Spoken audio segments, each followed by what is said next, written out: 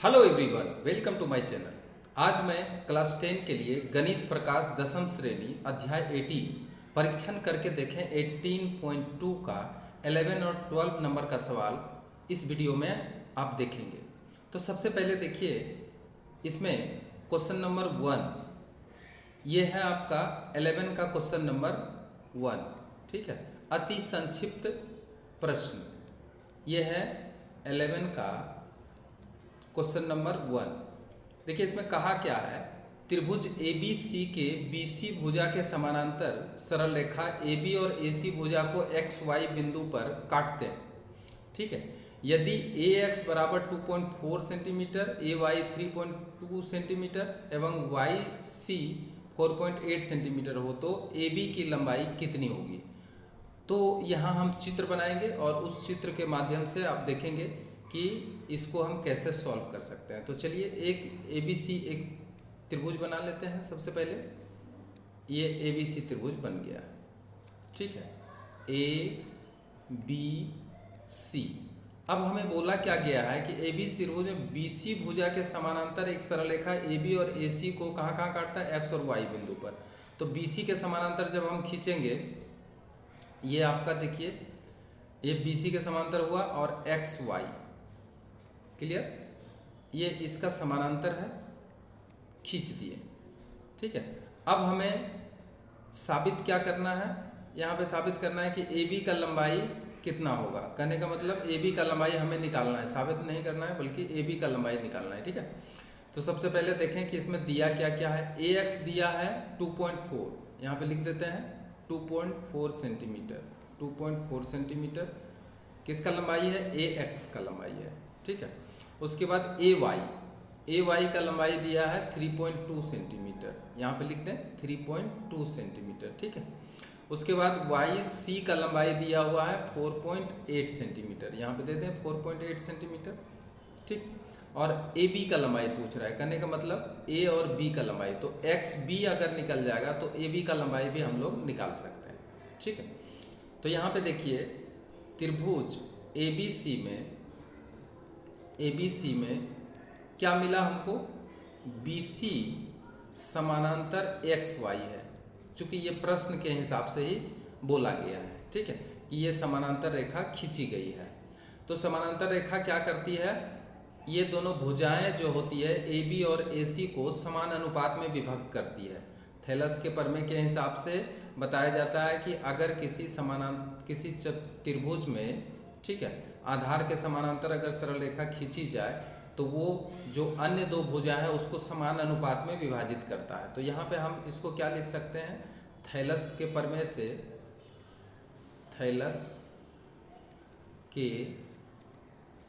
से हम लिख सकते हैं, क्या लिखेंगे, AX divided by XB is equal to AY divided by YC।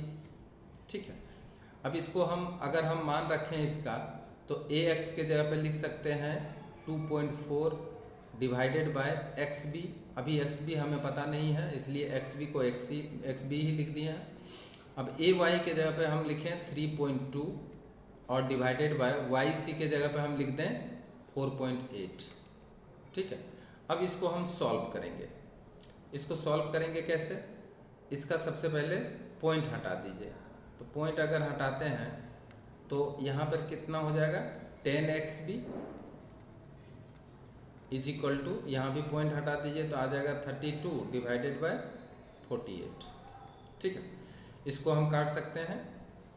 ठीक है, 16 का टेबल से काट देते हैं, कट गया।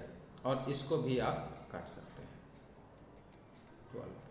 ठीक है, अब हमें क्या मिला, यहाँ पे हमें मिला 10XB इज इक्वल टू 36 मिला। ठीक है, और XB इज इक्वल टू मिला 36 डिवाइडेड बाय 10। ठीक है, इसको हम अगर आगे बढ़ाएं तो इसका आंसर कितना निकल के आता है, इसको जब हम आगे बढ़ाते हैं तो इसका आंसर निकल के आता है XB इजकल टू 3.6। लेकिन आप यहाँ फिगर में देखिए, फिगर में क्या है कि आपको एक्स बी का मान मिला है, लेकिन हमें निकालना है ए बी। तो ए बी बराबर होगा ए एक्स प्लस एक्स बी, ठीक है, ए एक्स प्लस एक्स बी। इसलिए ए बी बराबर ए एक्स प्लस एक्स बी। अब देखिए यहाँ पे ए एक्स का मान मिला हुआ है 2.4, तो यहाँ पे लिखेंगे आप 2.4 प्लस एक्स बी के जगह पे अभी अभी मान आया है 3.6।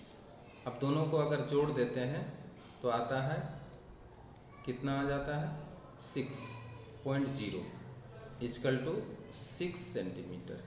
इसका मतलब कि ये जो मान आया है आपका, ये जो मान आया है ए बी का मान, ठीक है, वो कितना आ गया है 6 सेंटीमीटर। इसलिए ए बी बराबर 6 सेंटीमीटर और यही इसका आंसर होगा। क्लियर है? आगे बढ़ते हैं और आगे बढ़ते हैं दूसरे सवाल की तरफ।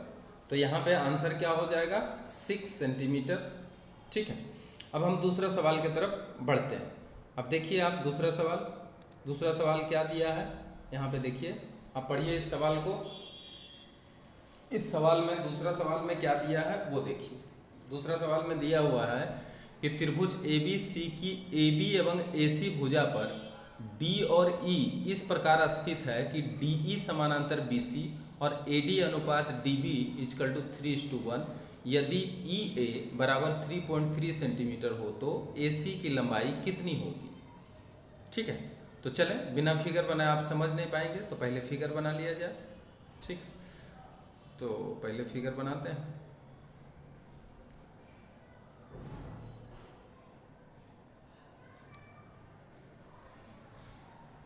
एक त्रिभुज बना लिए हैं, ठीक है। नाम देते थे ए बी सी, चलिए इसका नाम दे रहे हैं A B C. A B C त्रिभुज है। ए बी और ए सी भुजा पर डी और ई बिंदु, यहाँ पे देखिए डी और ई बिंदु लिया है ना। ए बी और ए सी भुजा पर डी और ई बिंदु लिया है, तो हम लोग डी ले लेते हैं, ई ले लेते हैं, ठीक है। इसको मिला दें, इसको मिला दिया। मिलाने के बाद देखिए यहाँ पे कह रहा है डी ई समानांतर बी सी, यानी डी ई जो है बी सी के क्या है, समानांतर है। और एक चीज़ और यहाँ पे दिया ए डी अनुपात डी बी, यानी ए डी अनुपात डी बी, ये दोनों के बीच में अनुपात जो दे दिया है वो है 3:1। तब कह रहा है कि ई ए का मान अगर 3.3 है तो यहाँ पे लिख दें 3.3 cm, ठीक है, इतना है। तो AC का मान, तो AC का मान तभी आएगा जब EC का मान निकल जाएगा, ठीक है। तो EC का मान हम लोग यहाँ पे निकालेंगे। तो सबसे पहले तो त्रिभुज ABC में, ये आपका 11 का 2 नंबर का सवाल है, ठीक है। तो त्रिभुज ABC में क्या मिला हमें, BC समानांतर DE, है ना। इसलिए थैलस के प्रमेय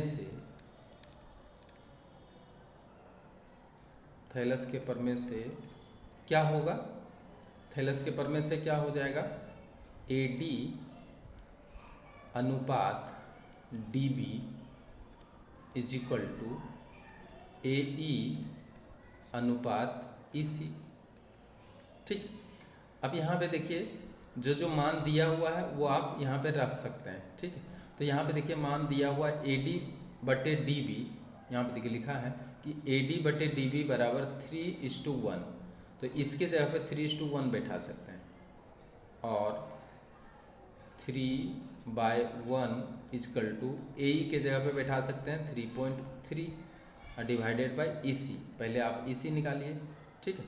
यहाँ पे हम दे देते हैं, चूँकि AD बटे DB है ना, बराबर कितना 3/1 यानी 3:1, ठीक। तथा AE का मान दिया हुआ है वो कितना है 3.3 cm, ठीक। तो ये हम ब्रैकेट में दे दिए, और अब क्रॉस गुना अगर करें तो 3EC इज इक्वल टू कितना आ जाएगा 3.3। इसलिए EC इजकल टू कितना आएगा, EC is equal to 3.3 divided by 3, है ना। अब EC बराबर हम निकाल सकते हैं, EC बराबर आया 1.1 सेंटीमीटर। क्लियर है।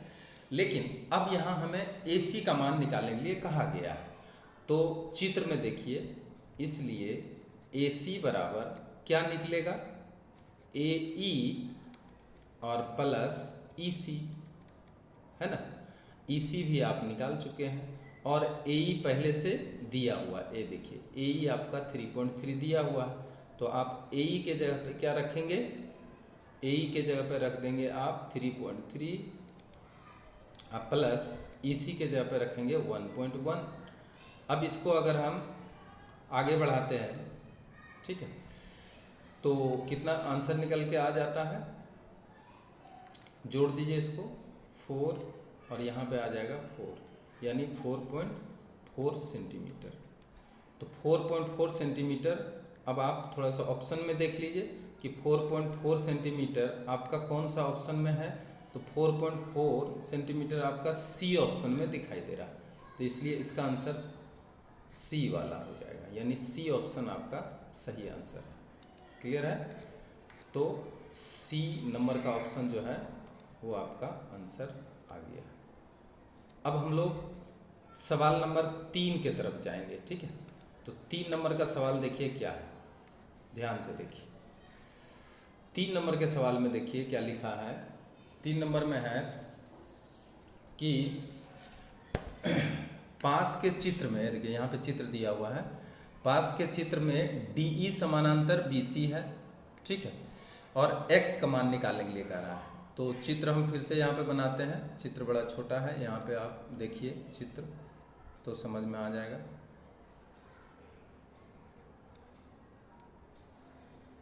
ये देखिए, ये आपका चित्र, यहाँ पे समझिए अच्छी तरह से। अब देखिए चित्र ABC है, ABC, ठीक। अब इसमें देखिए DE क्या है, यहाँ पे इसका समानांतर फिर है, यहाँ पे लिखा है कि BC समानांतर DE है, तो चलिए ये दोनों समानांतर है। अब इसमें एक चीज़ और दिया है, ये दिया है x+3, मतलब AD बराबर x+3 दिया है, और DB दिया है 3x+19 दिया है, ठीक। AE दिया है x और EC दिया है 3x+4। क्लियर। अब ये जो मान दिया हुआ है, ठीक है, इसी से आपको क्या निकालना पड़ेगा, x का मान निकालना पड़ेगा, ठीक है। तो यहाँ दिया क्या गया है वो हम लिखते हैं, दिया गया है कि AD बराबर x+3 सेंटीमीटर, DB बराबर 3x+19 सेंटीमीटर, AE बराबर x तथा EC बराबर दे दिया है 3x+4 सेंटीमीटर, ठीक है। अब यहाँ पे देखिए, चूंकि त्रिभुज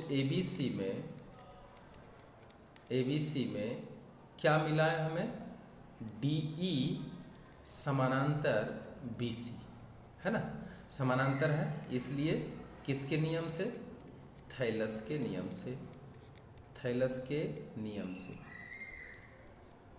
ठीक है। थैलस के नियम से हमें क्या मिलने वाला है, थैलस के नियम से AD/DB, है ना, थैलस के नियम से क्या मिलने वाला है, इसलिए AD/DB बराबर AE/EC। क्लियर। अब देखिए AD के जगह पे आप रखेंगे x+3 डिवाइडेड बाय, DB के जगह पे लिखेंगे 3x+19 is equal to, AE के जगह पे आप लिखेंगे x और EC के जगह पे भी मान दे दिया है 3x+4। लिख देंगे यहाँ पे। क्लियर है? अब हम क्या करेंगे, क्रॉस गुना, इसको क्रॉस मल्टीप्लाई करेंगे। तो क्रॉस मल्टीप्लाई जब हम करते हैं तो देखिए इसमें क्या मिलता है। ठीक है, क्रॉस मल्टीप्लाई कर लेंगे हम। तो क्रॉस मल्टीप्लाई करते हैं, तो चलिए इसको मल्टीप्लाई करते हैं। 3x² plus 4x plus 9x, है ना, 3 को 3 से मल्टीप्लाई करेंगे, अब प्लस 12 इज इक्वल टू, अब इसको मल्टीप्लाई करिए, 3x² अब प्लस 19x। अब यहाँ देखिए 3x² कट गया, यहाँ पे होगा 13x अब प्लस 12 इजकल टू 19x। ठीक, अब यहाँ पे क्या करेंगे, 19x में माइनस कर देंगे 13x इज इक्वल टू 12। अब यहाँ पे देखिए आएगा 6x इजकल टू 12 आएगा। अब यहाँ पे देखिए x इजकल टू कितना आएगा, 12 डिवाइडेड बाय 6, और x इजकल टू, इसको काट लेंगे 2, इसलिए x बराबर 2। अब आपका ऑप्शन देखिए यहाँ पे कि ये जो ऑप्शन आया है ये ऑप्शन किस में मिल रहा है। तो यहाँ पे देखिए ऑप्शन दिया है A4, B1, C3 और D दिया है 2। तो आपका ऑप्शन यहाँ पे आएगा D नंबर, यानी 2। क्लियर है? ये समझ में आ गया? अब आगे बढ़ते हैं, देखते हैं और इसमें कौन सा क्वेश्चन है। तो अब चलिए क्वेश्चन नंबर 4, उसको ध्यान से देखिए। क्वेश्चन नंबर 4 में क्या लिखा हुआ है। क्वेश्चन 4 में दिया है कि ABCD समलंब चतुर्भुज में, ABCD समलंब चतुर्भुज में, इसमें 4 नंबर का सवाल,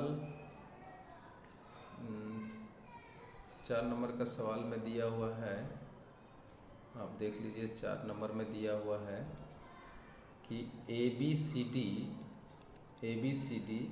एक समलंब चतुर्भुज है। समलंब चतुर्भुज में AB समानांतर DC है एवं AD व BC भुजा पर P और Q दो बिंदु है, दो बिंदु स्थित है। यदि PQ समानांतर DC हो तथा PD बराबर 18 सेंटीमीटर, BQ बराबर 35 सेंटीमीटर, QC बराबर 15 सेंटीमीटर, तो AD का मान निकालो, AD का मान निकालो। ठीक है, अब यहाँ पे क्या है कि ये सवाल है आपका।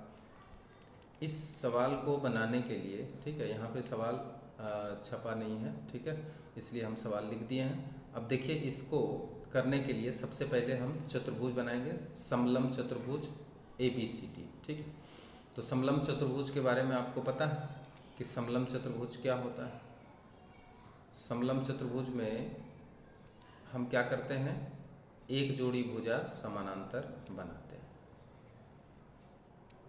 ठीक है, अब इसको देख के आपको पता होगा कि समानांतर भुजा कौन सा होगा। ठीक है, हम यहाँ पे लिख देते हैं AB और CD। यहाँ लिखा है कि AB समानांतर CD, तो यहाँ से शुरू करें ABCD, ये समानांतर है।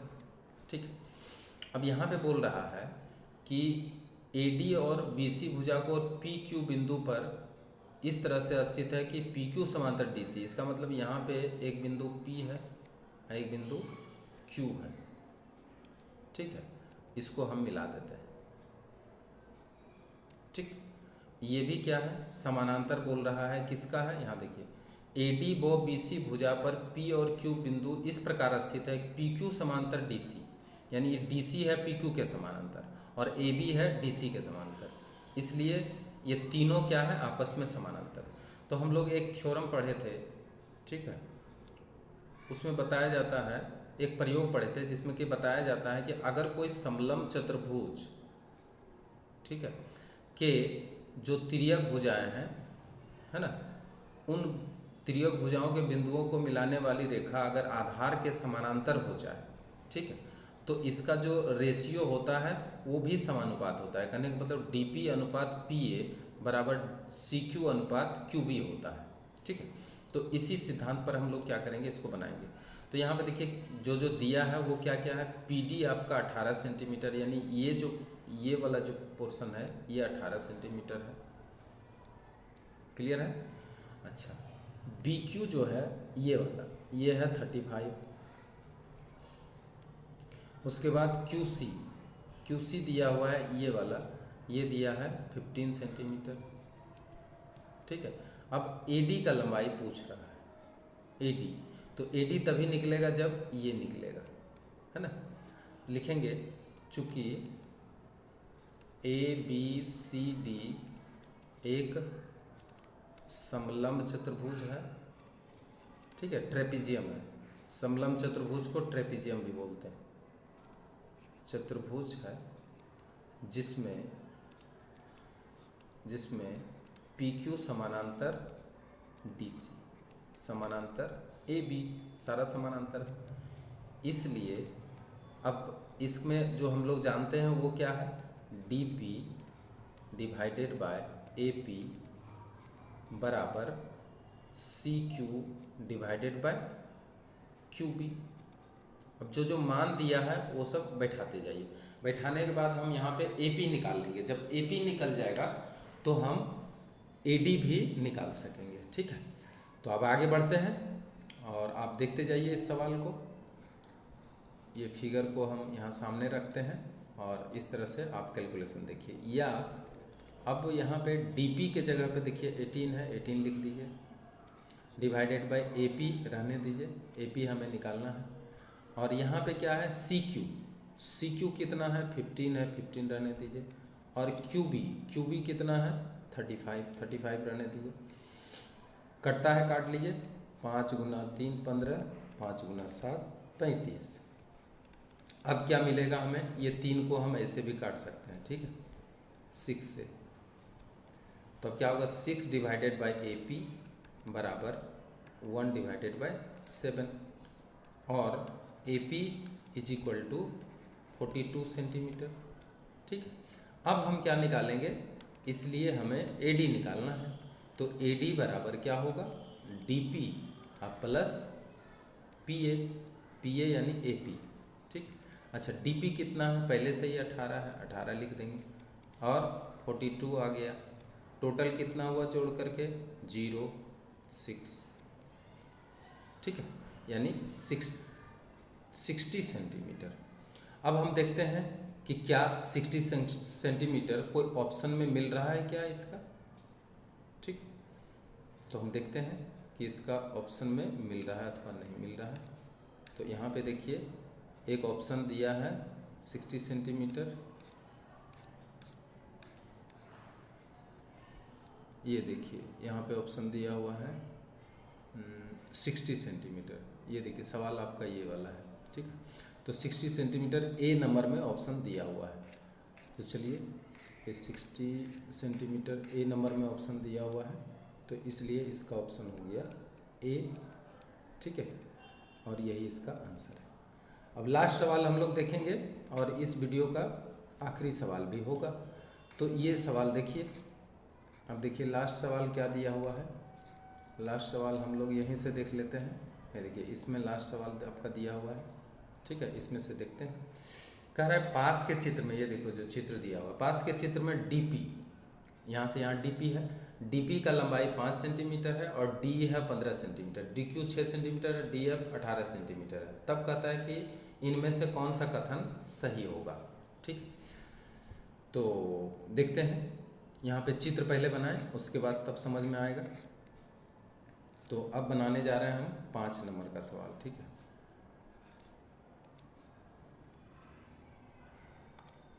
पाँच नंबर का सवाल बना रहे हैं, ठीक है।